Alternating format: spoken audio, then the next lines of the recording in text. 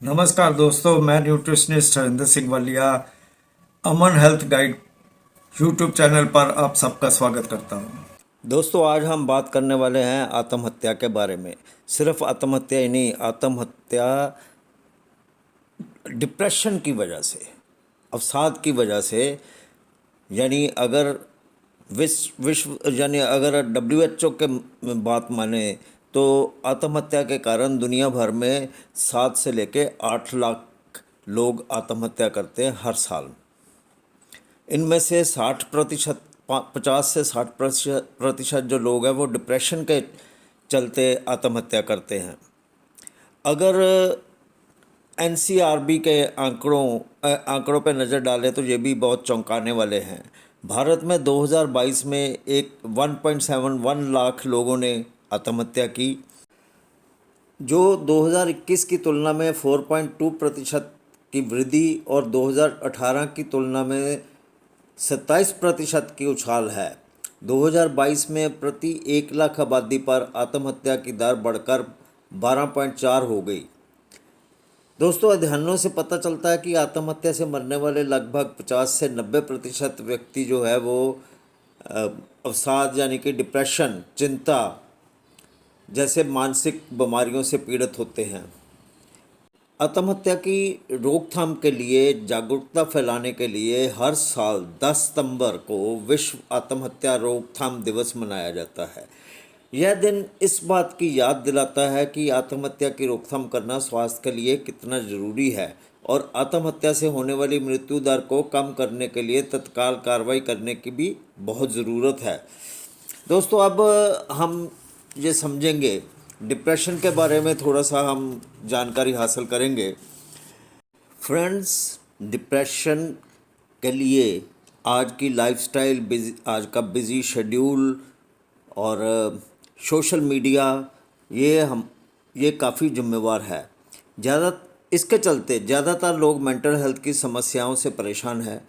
कई बार सिर दर्द या इससे जुड़ी समस्या होने पर हम इसे मामूली सर दर्द या टेंशन समझ दवा खा लेते हैं, लेकिन यह हमारी हेल्थ के लिए सही नहीं है। अगर इस तरह की समस्या है तो डिप्रेशन, स्ट्रेस या फिर एंजाइटी हो सकती है। अब आप सोचेंगे कि ये तीनों चीज़ें तो एक ही बीमारी का नाम है, लेकिन ऐसा नहीं है। इसी के बारे समझना होने से हमें सही इलाज नहीं मिल पाता और प्रॉब्लम्स बढ़ती जाती हैं। अगर आप इससे बचना चाहते हैं तो सबसे पहले ये समझना ज़रूरी होगा कि डिप्रेशन, स्ट्रेस, एंजाइटी के बीच फ़र्क क्या है। तो चलिए जानते हैं। जैसे कि पहले हमने बात की कि आज की भागदौड़ भरी ज़िंदगी में डिप्रेशन एक कॉमन बीमारी बनती जा रही है। दरअसल जब हम किसी चुनौती या समस्या से परेशान होते हैं तो हमारा मूड ख़राब रहता है और उसी हिसाब से हमारा दिमाग भी रिएक्ट करता है। इस बीमारी में मरीज को लगता है कि उसका कुछ खोने वाला है। वह खुद को नुकसान पहुंचाने की कोशिश करता है। कभी कभी तो सुसाइड करने तक का ख्याल आ जाता है। इस बीमारी में किसी चीज़ को लेकर उत्साह नहीं रहता, मन उदास रहता है, गुस्सा आता है, नींद नहीं आती, एनर्जी लेवल लो हो जाता है। इसलिए जब कभी भी इस तरह की प्रॉब्लम सामने आए तो तत्काल ही डॉक्टर से संपर्क करना चाहिए। अब बात करते हैं स्ट्रेस। स्ट्रेस होने पर दिमाग नेगेटिव इमोशंस की तरफ भागता है। इसको सरल भाषा में टेंशन भी कहा जा सकता है। यह बीमारी होने से मन छोटी छोटी बातों में ही परेशान हो उठता है। फिजिकल और मेंटल दोनों तरह की समस्या बनने लगती है। इस बीमारी में सर दर्द, high blood pressure, chest pain, दिल की बीमारी का खतरा, स्किन प्रॉब्लम्स, नींद की समस्या होती है। इस बीमारी से बचने के लिए आप मेडिटेशन की मदद ले सकते हैं, डॉक्टर की सलाह ले सकते हैं, एक्सरसाइज कर सकते हैं। अब बात करते हैं तनाव की, यानी कि एंजाइटी की। अगर आप गहरी चिंता में है, मन में डर और बेचैनी बनी रहती है, तो इसकी वजह से घबराहट और पसीना आता रहता है, दिल की धड़कनें बढ़ी हुई होती हैं, अचानक पैनिक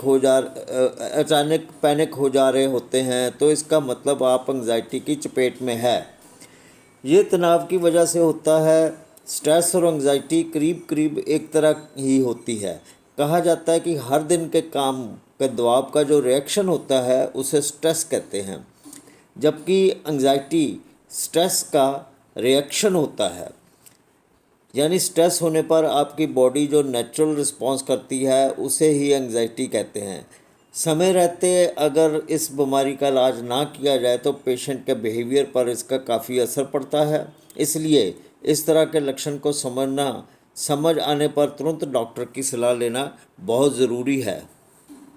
अब बात करते हैं कि इन परेशानियों को दूर कैसे किया जाए। तो कुछ टिप्स हैं, जैसे कि एक्सरसाइज करें, योग और ध्यान करें, उचित नींद लें, बेकाबू को नियंत्रण करने की कोशिश करें, माफ़ करना सीखें, ना करना सीखें। किसी भी बात को ऐसा नहीं कि अगर किसी ने कह दिया तो वो वैसे ही मान लिया, ना करना भी सीखें।